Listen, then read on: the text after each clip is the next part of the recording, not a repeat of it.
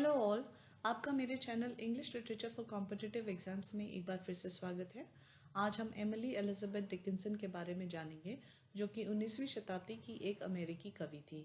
इस वीडियो को एंड तक देखिएगा और ये वीडियो इंग्लिश में भी अवेलेबल है, जिसका लिंक आपको मेरे डिस्क्रिप्शन बॉक्स में मिल जाएगा। चलिए आइए शुरू करते हैं। एमिली डिकिंसन का पूरा नाम एमिली एलिजाबेथ डिकिंसन है।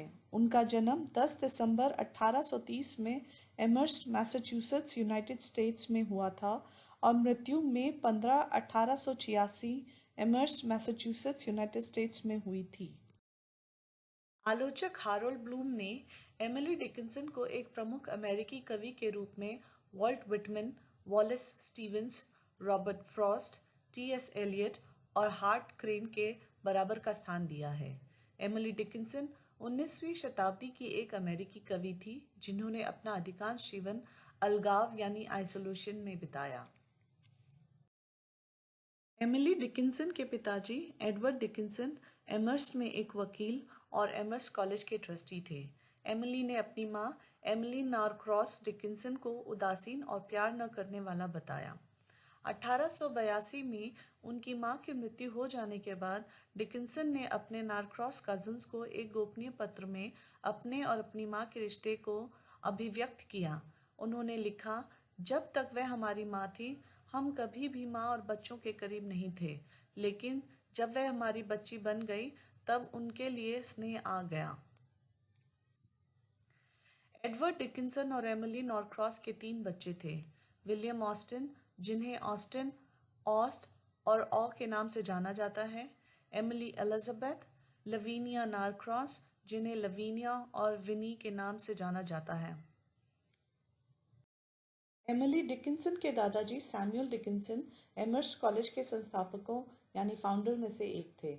एमिली डिकिंसन ने माउंट होलीयोक फीमेल सेमिनरी में दाखिला लेने से पहले 7 साल तक एमर्स्ट एकेडमी में पढ़ाई की। एमिली डिकिंसन की शिक्षा को ambitiously classical for a Victorian girl बताया गया है। एमिली डिकिंसन ने 1847 से 1848 तक माउंट होलीयोक फीमेल सेमिनरी में केवल 10 महीने के लिए पढ़ाई की। उन्होंने classical literature, English, botany, Latin, geology, history, philosophy और अरिथमेटिक का अध्ययन किया। एमिली डिकिंसन ने वनस्पति विज्ञान यानी बॉटनी का अध्ययन किया और होमस्टेड गार्डन की देखभाल की। स्कॉलर जूडिथ फार ने एमिली डिकिंसन के बारे में कहा है कि डिकिंसन अपने शहर में अपनी असाधारण बागवानी क्षमताओं के लिए प्रसिद्ध थी, जो उनकी लेखन क्षमताओं से काफ़ी अधिक थी। एमिली डिकिंसन की छोटी बहन लवीनिया को एमिली की मृत्यु के बाद उनके बेडरूम में 1800 कविताएं मिली। इन 1800 कविताओं में से केवल 10 के शीर्षक यानी टाइटल्स थे। उनकी शेष कविताओं को कविता की पहली पंक्तियों या मरणोपरांत उनके संपादकों द्वारा शीर्षक दिया गया था। जब एमिली डिकिंसन जीवित थी, तब उनकी केवल 10 कविताएं और एक पत्र 1850 और 1878 के बीच समाचार पत्रों और पत्रिकाओं में प्रकाशित हुआ था। उनकी कविताएं उनके जीवन काल में बिना नाम के प्रकाशित हुई और ये भी हो सकता है कि वे उनकी जानकारी के बिना प्रकाशित हुई हों। 1858 से लेकर 1865 तक हस्त निर्मित पुस्तिकाओं यानी हैंडमेड बुकलेट्स में, जिसे अब फैसिकल्स कहा जाता है, में उन्होंने लगभग 800 कविताओं वाली 40 फैसिकल्स बनाई, जिन्हें उन्होंने बेहद निजी रखा और किसी के साथ साझा नहीं किया। एमिली डिकिंसन के लिए सबसे सफल और फलदायक लेखन वर्ष 1861 और 1865 के बीच का रहा। 35 वर्ष की आयु तक डिकिंसन ने दुख, आनंद, प्रेम, प्रकृति और कलाओं के बारे में 1100 से अधिक कविताएं लिखी। डिकिंसन ने अपने सनकी या विलक्षण व्यक्तित्व के लिए सबसे ज्यादा जाना जाती हैं और उनकी कई कविताएं मृत्यु के विषयों से संबंधित हैं। उनकी कई कविताएं भूखमरी, क्रूसिफिक्शन, शूटिंग, डूबने या ड्राउनिंग, सफोकेशन या दम घुटने से मृत्यु आदि विषयों पर आधारित है। मृत्यु का एक पहलू जिसने डिकिंसन का लेखन की रुचि को जगाया वह था I felt funeral in the brain, ये कविता उनके जीने में अरुचि की ओर संकेत करती है। डिकिंसन की कविताओं को आमतौर पर 3 कालखंडों या पीरियड्स में विभाजित किया जाता है: 1861 से पहले, 1861 से 1865 तक और 1866 के बाद। 1858 से पहले की उनकी कविताएं आमतौर पर पारंपरिक और भावुक प्रकृति की मिलती हैं।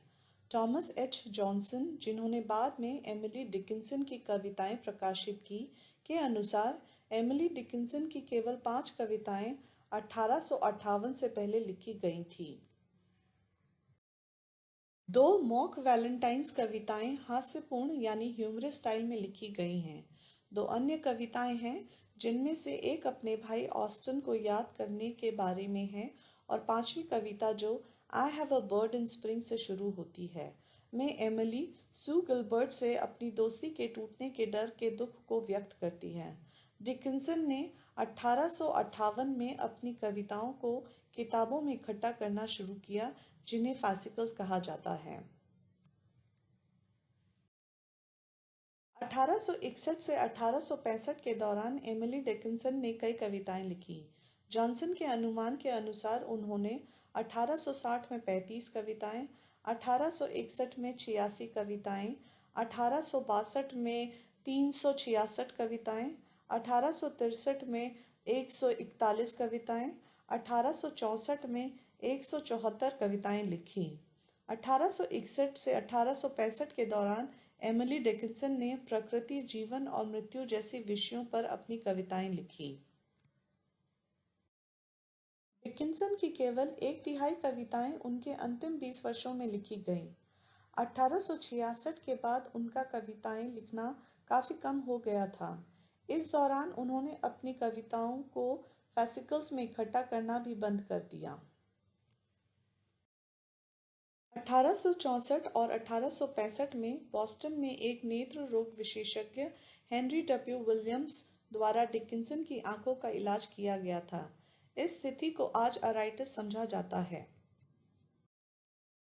डिकिंसन के दोस्त और सलाहकार बेंजामिन फ्रैंकलिन न्यूटन ने उन्हें विलियम्स, वर्ड्सवर्थ और रैल्फ वॉल्डो इमर्सन के कार्यों से परिचित कराया, जिसने एमिली की कविताओं को प्रभावित और प्रेरित किया। विलियम शेक्सपियर के कार्यों और शार्लेट ब्रॉन्टे की जेन एयर का डिकिंसन पर सबसे अधिक प्रारंभिक प्रभाव था। डिकिंसन जेन एयर नॉवल की बहुत बड़ी प्रशंसक थी, यहाँ तक कि एमिली ने अपने कुत्ते का नाम, जो कि कार्लो था, जेन एयर के एक कैरेक्टर सेंट जॉन रिवर्स के कुत्ते के नाम पर रखा। डिकिंसन को विलियम शेक्सपियर का लेखन बहुत पसंद था। डिकिंसन ने एक बार एक पत्र में शेक्सपियर के संबंध में कहा था, "why grasp any hand but this?" इसे छोड़कर किसी हाथ को क्यों पकड़ें?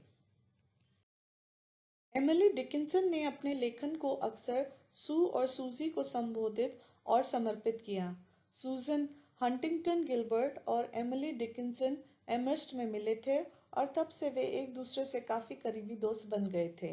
हालांकि डिकिंसन को अपनी कविताएं और करीबी लोगों के साथ साझा करने में मज़ा आता था, सूजन उनके सबसे करीबी दोस्तों में से एक थी, जिन्होंने उनकी 250 कविताएं प्राप्त की। डिकिंसन की कम से कम 11 कविताएं उनकी भाभी सूजन गिलबर्ट को समर्पित थी। सूजन गिलबर्ट को लिखे एक पत्र में एमिली डिकिंसन ने कहा, "With the exception of Shakespeare, you have told me more knowledge than anyone living. To say that sincerely is strange praise." Emily और सूजन के रिश्ते को film wild nights with Emily में दर्शाया गया है। एमिली की कविता I have a bird in spring Sue Gilbert की डिकिंसन के भाई ऑस्टिन से शादी करने के बाद दोस्ती के टूटने के डर के बारे में थी।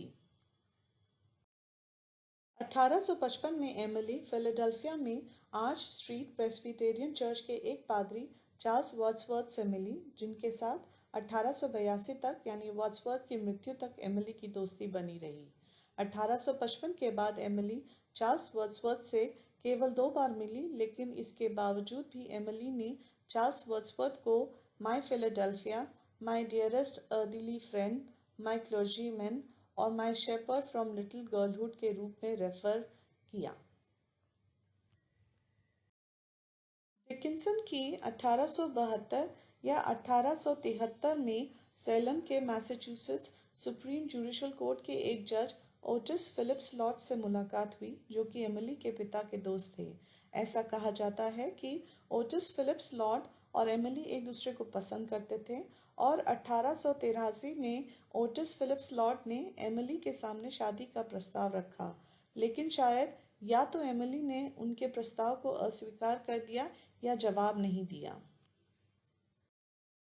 कई वर्षों तक गंभीर रूप से बीमार रहने के बाद मार्च 1884 में जज ओटिस फिलिप्स लॉट की मृत्यु हो गई। डिकिंसन ने उन्हें our latest lost and my lovely Salem कहा। थॉमस वेंटवर्थ हिगिंसन ने एमिली डिकिंसन के साहित्य गुरु यानी लिटरेरी मेंटोर और एटलांटिक मंथली के संपादक के रूप में भी काम किया। जब थॉमस वेंटवर्थ हिगिंसन ने 1862 में एक लेख प्रकाशित किया जिसमें उन्होंने महत्वाकांक्षी लेखकों से अपना काम जमा करने का आग्रह किया, तो यहीं से डिकिंसन और थॉमस वेंटवर्थ हिगिंसन की दोस्ती की शुरुआत हुई। एमिली की 4 कविताओं ने हिगिंसन पर ऐसी छाप छोड़ी कि यहीं से दोनों के बीच पत्राचार शुरू हुआ, जो कि डिकिंसन के निधन तक चला। इस पत्राचार के अंत तक डिकिंसन ने अपने लिखे पत्रों में हिगिंसन को उनके नाम के बजाय डियर फ्रेंड लिखकर संबोधित किया। ब्रेंडा वाइनएप्पल की मशहूर non fiction white heat Dickinson और हिगिंसन के बीच घनिष्ठ मित्रता का वर्णन करती है। थॉमस वेंटवर्थ हिगिंसन और मेबल लूमिस टॉड, जो कि डिकिंसन के भाई ऑस्टिन की मिस्ट्रेस थी, ने 1890 में एमिली डिकिंसन द्वारा लिखी गई कविताओं का पहला संग्रह यानी एडिशन प्रकाशित किया। हालांकि हिगिंसन और टॉड दोनों ने इन कविताओं में काफ़ी एडिटिंग की। 1998 में द न्यूयॉर्क टाइम्स में छपे एक लेख से पता चलता है कि डिकिंसन के कार्यों में किए गए कई एडिटिंग में सूजन के नाम को अक्सर जानबूझकर हटाया गया था। थॉमस एच जॉनसन ने 1855 में the poems of Emily Dickinson को प्रकाशित कर पहली बार एमिली डिकिंसन की कविताओं का बिना किसी एडिटिंग या बदलाव के एक पूरा संग्रह उपलब्ध कराया। ऐसा अनुमान है कि एमिली डिकिंसन की पहली प्रकाशित कविता नोबडी नोज दिस लिटिल रोज उनकी अनुमति के बिना प्रकाशित हुई। उनकी सेफ इन देयर एलाबास्टर चैम्बर्स का शीर्षक बदलकर द स्लीपिंग रखा गया। 1858 और 1862 के बीच डिकिंसन ने ट्रायो ऑफ लेटर्स लिखा, जिसे मास्टर लेटर्स के रूप में जाना गया। यह पत्र किसी अज्ञात व्यक्ति को संबोधित है, जिन्हें एमिली मास्टर, सर और सिग्नोर के रूप में रेफर करती है। हालांकि एमिली डिकिंसन ने कभी भी अपनी कविताओं में गृह युद्ध यानी सिविल वॉर का उल्लेख नहीं किया है, लेकिन उनकी कई कविताओं में, जैसे it feels a shame to be alive, में देश के राजनीतिक माहौल की ओर इशारा करते हुए देखा जा सकता है। उन्होंने गृह युद्ध यानी सिविल वॉर के दौरान लगभग 900 कविताएं लिखी। डिकिंसन ने बिना नाम से ड्रम बीट को अपनी 3 कविताएं भेजी ताकि यूनियन कॉज का समर्थन किया जा सके। डिकिंसन ने अनकन्वेंशनल पंक्चुएशन, कैपिटलाइजेशन और लाइन ब्रेक्स की अपनी अनूठी शैली विकसित की, जिसमें उन्होंने जोर देकर कहा कि वे कविताओं के अर्थ के लिए आवश्यक हैं। उन्होंने अक्सर बैलेड स्टेंजा और ABCB राइम स्कीम्स का इस्तेमाल किया। ऐसा माना जाता है कि उनके स्टेंजा और rhyme structure Protestant hymn writer Isaac Watts से प्रभावित थे। एंड्रयू लैंग ने डिकिंसन के काम को खारिज करते हुए कहा कि if poetry is to exist at all, it really must have form and grammar and must rhyme when it professes to rhyme. यानी यदि कविता का अस्तित्व है तो उसमें वास्तव में रूप और व्याकरण होना चाहिए, और जब यह तुकबंदी का दावा करता है तो इसे तुकबंदी करनी चाहिए। डिकिंसन ने धार्मिक और सामाजिक परंपराओं को चुनौती दी। अपनी उम्र के 30वें दशक तक नियमित रूप से चर्च जाने के बावजूद एमिली ने एक मूर्ति पूजक के रूप में पहचान बनाई और धर्म पर विज्ञान की श्रेष्ठता के बारे में लिखा। 1852 के आसपास चर्च जाना बंद करने के बाद एमिली ने some keep the sabbath going to church, I keep it staying at home कविता लिखी। डिकिंसन ने कभी शादी नहीं की और उनकी कोई संतान नहीं थी। 1867 के आसपास डिकिंसन में एकांत और अकेले रहने की प्रवृत्ति में तेजी आई। उन्होंने घर में आने वाले लोगों से मिलना बंद कर दिया। केवल बंद दरवाजों के माध्यम से ही वे उनसे बात करती और शायद ही कभी सार्वजनिक रूप से बाहर निकलती थी। ऐसा कहा जाता है कि जब वह घर से बाहर निकलती थी तो वह हमेशा सफ़ेद कपड़े पहनती थी, जिस कारण उन्हें द वुमन इन वाइट कहा जाने लगा। लोगों से भले ही उन्होंने मिलना बंद कर दिया हो, लेकिन अपने अधिकांश दोस्तों के साथ आमने सामने बात करने के बजाय पत्रों के माध्यम से संवाद करना पसंद करती थी। 1880 के दशक के दौरान अपनी मां, अपने भतीजे गिलबर्ट और दोस्तों चार्ल्स वॉट्सवर्थ, जज ओटिस फिलिप्स लॉर्ड और हेलन हंट जैक्सन की मृत्यु के बाद डिकिंसन और भी एकांत में रहने लग गई। 1885 में डिकिंसन का स्वास्थ्य बिगड़ने लगा और मई 15, 1886 को उनकी मृत्यु हो गई। ब्राइट की बीमारी या किडनी की बीमारी को डॉक्टर ने उनके मौत का कारण बताया। ऐसा माना जाता है कि एमिली डिकिंसन की मृत्यु उच्च रक्तचाप यानी हाई ब्लड प्रेशर के कारण हुई थी।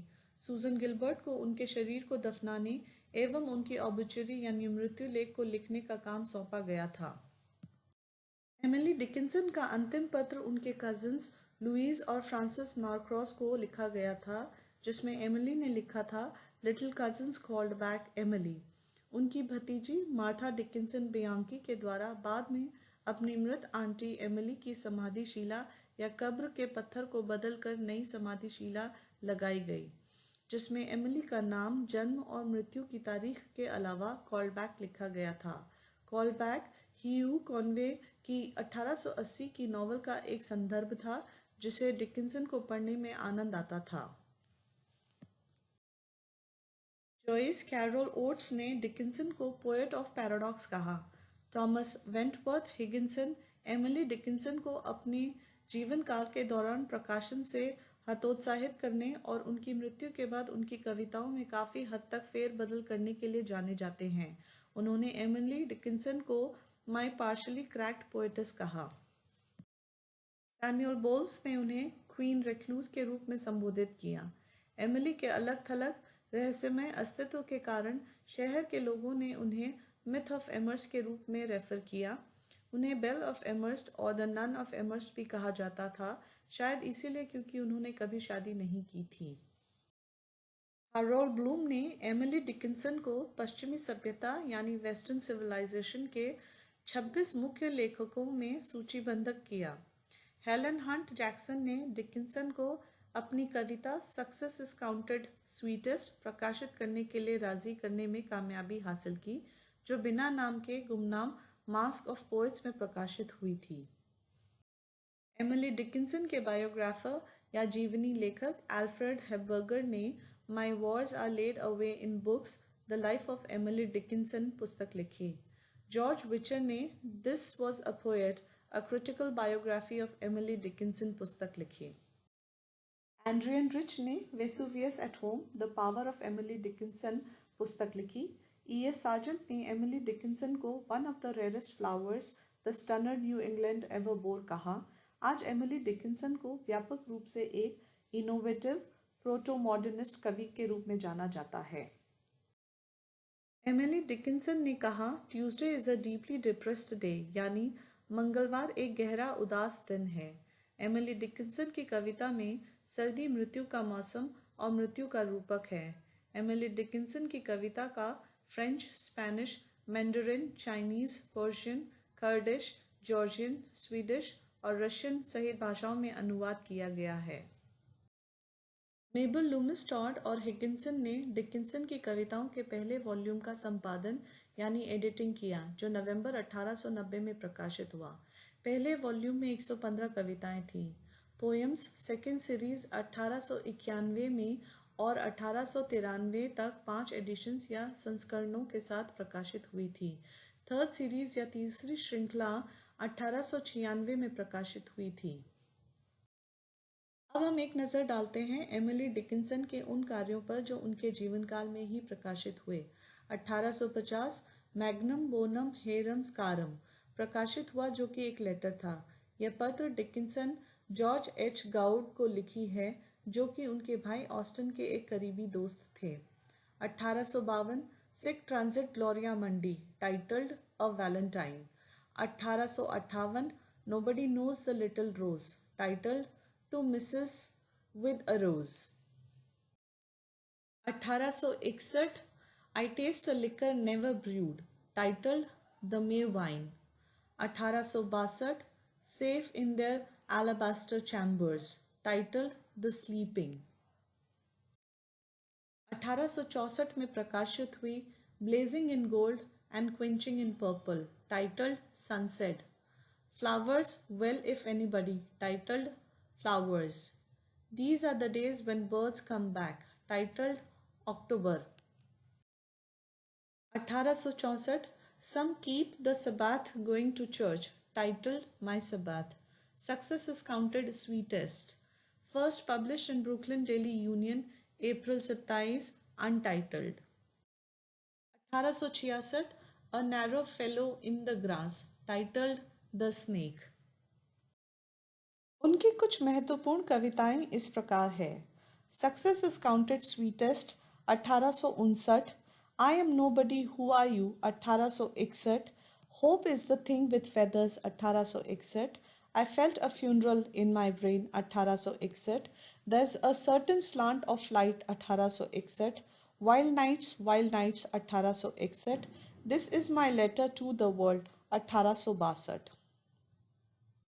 I dwell in possibility 1862, I heard a fly buzz when I died 1862, it was not death for I stood up 1862, before I got my eye put out 1862, after great pain a formal feeling comes 1862, because I could not stop for death 1863, my life has stood a loaded gun 1862 से लेके 1864 तक, tell all the truth but tell it slant 1868।